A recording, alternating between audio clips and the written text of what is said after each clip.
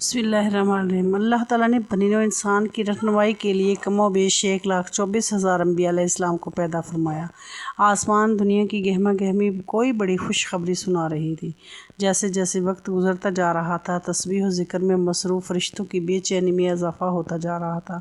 نظر بیت المعمور پر تھی اور کان اللہ کی پکار کے منتظر تھے۔ آخرکار انتظار کی گھڑیاں ختم ہوئیں اور اللہ پاک کا حکم ہوا، میں زمین پر اپنا نائب خلیفہ بنانے والا ہوں۔ فرشتے اس فیصلے پر حیران تھے۔ ان کا خیال تھا کہ جنات کی طرح یہ بھی زمین پر لڑائی جھگڑا اور فساد کریں گے۔ چنانچہ انہوں نے اس فیصلے کی حکمت معلوم کرنے کی غرض سے ڈرتے ڈرتے عرض کیا، اے ہمارے رب، ایسے شخص کو کیوں پیدا کرتا ہے جو زمین پر فساد کرے اور خون بہائے؟ ہم تیری تسبیح، حمد اور پاکیزگی بیان کرنے والے ہیں۔ اللہ تعالیٰ نے فرمایا، جو میں جانتا ہوں تم نہیں جانتے۔ حضرت آدم علیہ السلام اللہ کے سب سے پہلے پیغمبر، ابو البشر، انسانوں کے باپ اور صفی اللہ کے برگزیدہ بندے ہیں۔ آپ علیہ السلام کے زمانے کا تعین نہیں کیا جا سکتا۔ تمام آسمانی کتابوں کے ماننے والوں کو عقیدہ ہے کہ اس روئے زمین پر اللہ تعالیٰ نے حضرت آدم علیہ السلام کو پیدا کیا، اور حضرت آدم علیہ السلام کی پیدائش کا واقعہ کچھ یوں ہے۔ اللہ تعالیٰ نے تمام زمین سے ایک مٹھی مٹی لے کر آدم علیہ السلام کو بنایا۔ اس لیے زمین کے لحاظ سے لوگ سرخ، سفید، سیاہ اور درمیانے درجے میں ہیں۔ اسی طرح اچھے، برے، نرم اور سخت طبیعت والے ہیں، اور کچھ درمیانے درجے کے پیدا ہوئے۔ روایت حضرت ابو موسیٰ اشعری رحمۃ اللہ علیہ رضی اللہ تعالیٰ عنہ، اللہ تعالیٰ کے حضرت جبرائیل علیہ السلام کو زمین پر مٹی لانے کے لیے بھیجا تو زمین نے عرض کی کہ میں تجھ سے اللہ کی پناہ میں آتی ہوں۔ تو مٹی لیے بغیر ہی واپس چلے گئے اور عرض کی، اے اللہ، اس نے تیری پناہ میں آنے کی درخواست کی تو میں نے اس کو پناہ دے دی۔ اللہ تعالیٰ نے پھر حضرت میکائیل علیہ السلام کو بھیجا۔ زمین نے اس سے بھی پناہ مانگی تو اس نے بھی پناہ دے دی، اور حضرت جبرائیل علیہ السلام کی طرح واقعہ بتا دیا۔ پھر اللہ نے موت کے فرشتوں کو بھیجا۔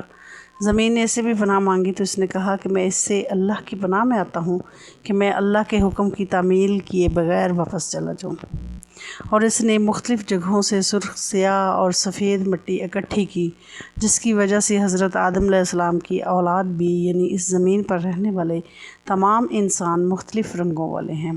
روایت صدی رحمۃ اللہ علیہ، وہ مٹی لے کر عرش پر چلے گئے اور اس کو پانی کے ساتھ تر کیا۔ پانی سے تر کرنے سے وہ چپکنے والی لیس دار مٹی بن گئی۔ اس پر اللہ تعالیٰ نے فرشتوں کو فرمایا کہ میں مٹی سے انسان بنانے والا ہوں۔ جب میں اس کو اچھی طرح بنا لوں اور اس میں اپنی پیدا کردہ روح ڈال دوں تو تم اس کے لیے سجدہ کرتے ہوئے گر جانا۔ اللہ تعالیٰ نے علم کے ساتھ حضرت آدم علیہ السلام کا ان پر شرف اور مرتبہ واضح کیا۔ اللہ تعالیٰ نے آدم علیہ السلام کو ہر چھوٹی اور بڑی چیز اور ان کے نام سکھائے۔ حضرت انس بن مالک رضی اللہ تعالیٰ عنہ نے حضور صلی اللہ علیہ وسلم سے روایت کرتے ہوئے فرمایا، قیامت کے دن ایمان والے اکٹھے ہوں گے اور کہیں گے، کاش ہم اپنے رب کے پاس سفارش کرنے والا طلب کریں۔ پھر وہ حضرت آدم علیہ السلام کے پاس آئیں گے اور کہیں گے، اے آدم، آپ ہمارے باپ ہیں۔ اللہ نے آپ کو اپنے ہاتھوں سے بنایا ہے، فرشتوں سے آپ کو سجدہ کرایا اور آپ کو ہر چیز کے نام سکھائے۔ اللہ سے ہماری شفاعت کروائیں۔ حضرت حسن بصری نے کہا کہ جب اللہ نے حضرت آدم علیہ السلام کو پیدا کرنے کا ارادہ کیا تو فرشتے نے کہا، اللہ جو مخلوق بھی پیدا کرے گا ہمارا علم اس سے زیادہ ہوگا۔ اس بات کی وجہ سے اللہ نے ان کو آزمائش میں ڈال دیا اور فرمایا کہ اگر تم اپنی اس بات میں سچے ہو تو ان چیزوں کے نام بتاؤ۔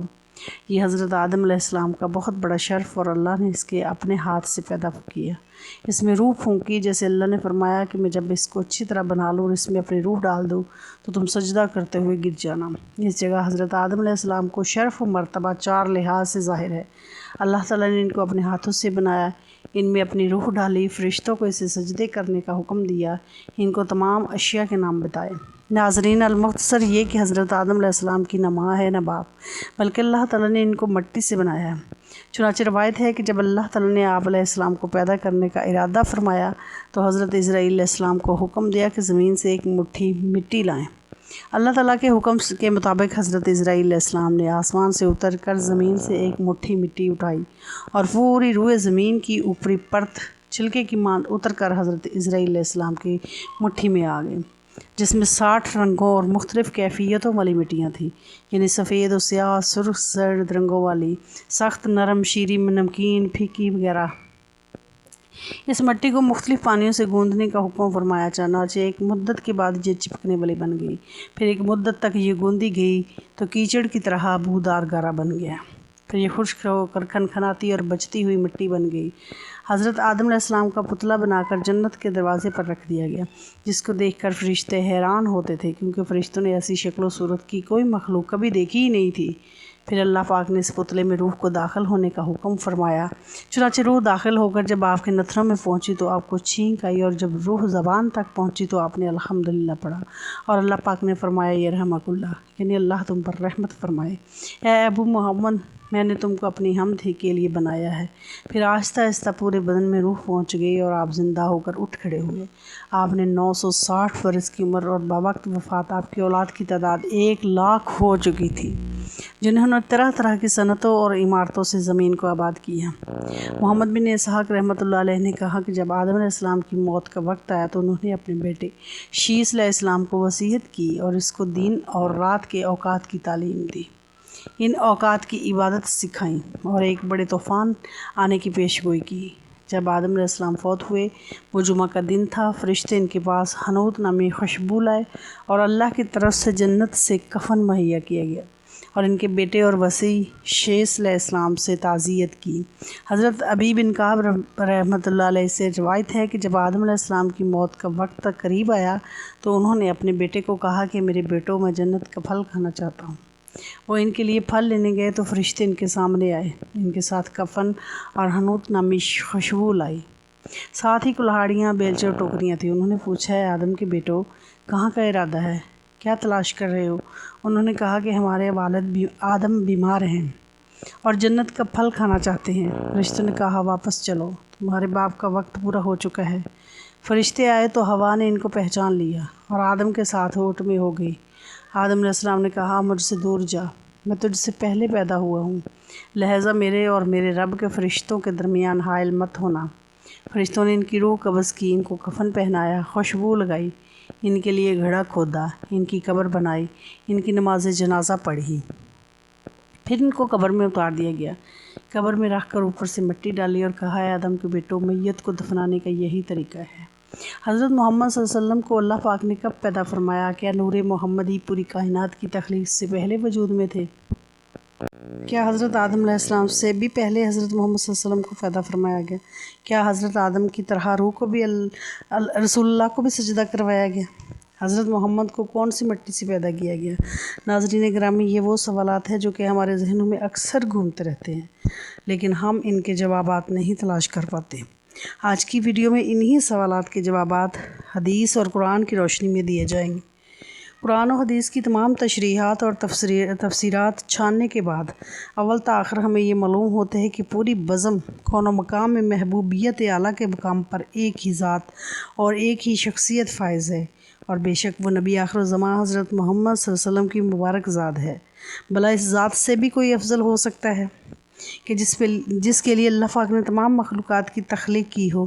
इमाम वसी तफसीरुल मानी में हदीस कुदसी बयान फरमाते हैं, महबूब अगर आपको पैदा न करता तो कायनात की हसद व बुग़्ज़ को भी वजूद में न लाइए। सबसे पहले हज़ूर अकरम सल्लल्लाहु अलैहि वसल्लम ने नूर की तख्लीक की बात करते हैं।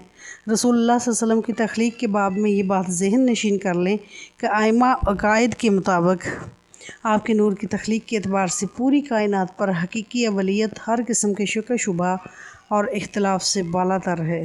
तमाम आइमा इस बात के कायल हैं कि नूर मोहम्मदी को सबसे पहले तख्लीक किया गया। इमाम तिरमिज़ी हज़रत जाबिर बिन अब्दुल्लाह से रवायत करते हैं कि मैंने नबी करीम सल्लल्लाहु अलैहि वसल्लम से अर्ज़ किया, या रसूलल्लाह, अल्लाह ने सबसे पहले कौन सी चीज़ पैदा फरमाई? हज़ूर ने फरमाया, जाबिर, बेशक अल्लाह ने तमाम मखलूक को पैदा करने से पहले मेरा नूर अपने नूर के फैज़ से पैदा फरमाया। इसके बाद मेरा नूर मशय्यत इलाही के मुताबिक जहाँ चाहता सैर करता रहा। इस वक्त न लौह था, न कलम, न जन्नत, न दोज़ख, न आसमान, ज़मीन, सूरज, चाँद, सितारे, कोई नहीं था। जिन्नो इंस। फिर जब अल्लाह पाक ने इरादा फरमाया कि मखलूक़ात को पैदा करे तो इस नूर को 4 हिस्सों में तकसीम किया। नूर के पहले हिस्से से कलम को पैदा किया, दूसरे से लूह اور تیسرے سے عرش کو پیدا کیا، جبکہ چوتھے حصے کو پھر مزید 4 حصوں میں تقسیم کیا۔ اس کے پہلے حصے سے عرش اٹھانے والے فرشتے، دوسرے سے کرسی، تیسرے سے باقی تمام فرشتے، اور پھر چوتھے حصے کو مزید 4 حصوں میں تقسیم کیا۔ پہلے سے آسمان، دوسرے سے زمین، تیسرے سے جنت اور چوتھے سے دوزخ کو تخلیق کیا۔ کیا ناظرین گرامی، حدیث قدسی میں ہے کہ اللہ پاک نے خود ہی نور محمدی سے ہر شے کی تخلیق فرمائی۔ ارشاد باری تعالیٰ ہے کہ اگر میں محمد کو پیدا نہ کرتا تو نہ آدم کو پیدا کرتا اور نہ زمین و آسمان کو، اور اما کہ نور محمدی کو اللہ پاک نے حکم دیا کہ انوار انبیاء پر توجہ کرے، پس اس نور نے سب انوار کو ڈھانپ لیا۔ تو اللہ نے انوار انبیاء سے ارشاد فرمایا کہ یہ میرے محبوب محمد مصطفیٰ صلی اللہ علیہ وسلم کا نور ہے، اگر ان پر ایمان لاؤ گے تو تمہیں شرف نبوت سے سرفراز فرمایا جائے گا۔ اس کا ذکر قرآن پاک میں اللہ پاک یوں فرماتا ہے، یعنی یاد کرو اس وقت کو جب اللہ نے تمام انبیاء سے یہ عہد لیا کہ جب میں تمہیں کتاب اور حکمت عطا کر کے مبعوث کروں تو اس کے بعد آپ کے پاس میرا پیارا رسول آ جائے، تم سب اس پر ایمان لانا اور اس کے مقصد میں مدد کرنا۔ امام ترمذی حضرت ابو ہریرہ سے روایت کرتے ہیں کہ صحابہ نے پوچھا، یا رسول اللہ، آپ کو نبوت کب عطا ہوئی؟ رسول صلی اللہ علیہ وسلم نے فرمایا، اس وقت جب آدم ابھی روح اور جسد کے درمیان میں تھے، یعنی ان کے تن میں ابھی جان بھی نہ آئی تھی۔ احکام ابھی حضرت امام زین العابدین سے روایت ہے کہ انہوں نے اپنے والد حضرت امام حسین، انہوں نے اپنے والد حضرت سیدنا علی سے روایت نقل کی ہے کہ نبی کریم صلی اللہ علیہ وسلم نے فرمایا، میں آدم کے پیدا ہونے سے 14,000 برس پہلے اپنے پروردگار کے ہاں ایک نور تھا۔ صحیح مسلم میں ہے کہ حضور اقدس صلی اللہ علیہ وسلم نے فرمایا، اللہ پاک نے آسمانوں اور زمین کی تخلیق سے 50,000 سال قبل، جس وقت اس کے اقتدار اور سلطنت کا عرش عالم مادی میں فقط پانی پر تھا، نیچے صرف پانی تھا، اوپر اسی کو معلوم ہے کہ کیا تھا۔ اس وقت اللہ نے جو کچھ ام الکتاب یعنی لوح محفوظ میں لکھا، اس میں ایک بات یہ تھی کہ محمد سب سے آخری نبی ہیں۔ ناظرین گرامی، واضح رہے کہ یہاں سال سے مراد ہر ماہ و سال نہیں، کیونکہ اس وقت سورج اور شب و روز وجود میں نہیں آئے تھے۔ اللہ ہی بہتر جانتا ہے کہ اس مدت سے حقیقت میں کتنا زمانہ مراد ہے۔ قرآن مجید میں قیامت کے ایک دن کی مدت 50,000 سال بتائی گئی۔ اگر یہ اعتبار سامنے رکھا جائے تو خدا جانے عرصے کی درازی کا عالم کیا ہوگا۔ یہ روایت دوسرے طریق پر اس طرح آئی ہے کہ جب اللہ نے حضرت آدم کو پیدا فرمایا تو آپ کو نام لینے کے ساتھ ابو محمد کی کنیت سے بھی بلایا۔ آپ نے عرض کی، باری تعالیٰ، میری یہ کنیت کیسے؟ تو اللہ نے فرمایا، اپنا سر اٹھاؤ۔ آپ نے اوپر دیکھا تو عرش پر نوری محمدی جلوہ گر تھا۔ حضرت آدم علیہ السلام نے پوچھا، باری تعالیٰ، یہ نور کس کا ہے؟ اللہ نے فرمایا، محمد کا نور ہے، یہ تیری اولاد میں ہوں گے، ان کا نام آسمانوں میں احمد اور زمین پر محمد ہے۔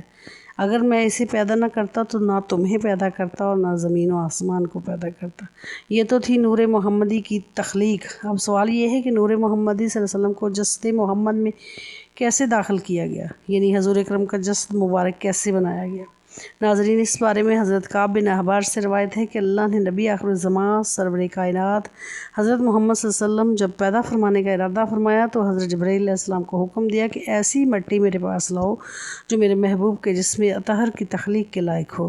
حضرت جبرائیل 3 دفعہ زمین سے مٹی لے کر گئے، لیکن اللہ پاک نے فرمایا، یہ مٹی میرے محبوب کے لائق نہیں۔ پھر حضرت جبرائیل علیہ السلام یثرب کی زمین پر اترے، حضرت حضور اکرم صلی اللہ علیہ وسلم کے روضے کی جگہ والی جگہ سے سفید مٹی لے کر بارگاہ خداوندی میں حاضر ہوئے۔ امر خداوندی سے اس کو تسنیم کے پانی سے گوندا گیا، جنت کی نہروں میں دھویا گیا، اور پھر اللہ پاک نے نور نبوت کو، جو کہ حضرت آدم علیہ السلام کی تخلیق سے 14,000 سال پہلے اور زمین و آسمان کی تخلیق سے 50,000 سال پہلے پیدا فرمایا تھا، روضہ مبارک کی سفید مٹی میں رکھ کر اس کو لوح قلم عرش کرسی زمین و آسمان ہر جگہ پھیرایا تاکہ ہر شے اللہ کے محبوب کے شرف و فضل کو پہچان لے۔ جس رات حضور نبی کریم صلی اللہ علیہ وسلم کا نور انور حضرت آمنہ کے بطن میں داخل ہوا تو وہ جمعہ کا دن تھا۔ اس رات دوزخ کو بند کیا گیا اور جنت کے دروازے کھولے گئے، ٹھنڈی ہوائیں زمین پر چلا دی گئی اور ایک منادی نے پوری کائنات میں ندا دی، سب گواہ ہو جاؤ کہ چھپا ہوا نور اپنی والدہ کے بطن میں آ چکا ہے، جہاں اب اس کے جسد انصری کی تکمیل ہوگی اور وہ لوگوں کے لیے رہبر بشری بن کر دنیا میں تشریف لائے گا۔ روایت ہے کہ اسی دن سے قریش سے سخت قحط کا خاتمہ ہوا۔ ناظرین گرامی، سورج، چاند، ستارے، زمین، آسمان، یہاں تک کہ پوری کائنات نور نبوی کی عطا ہے۔ اور ربیع الاول اہل محبت کا مہینہ ہے۔ اللہ پاک ہمیں اس مہینے کی فیض و برکات حاصل کرنے کی توفیق عطا فرمائے۔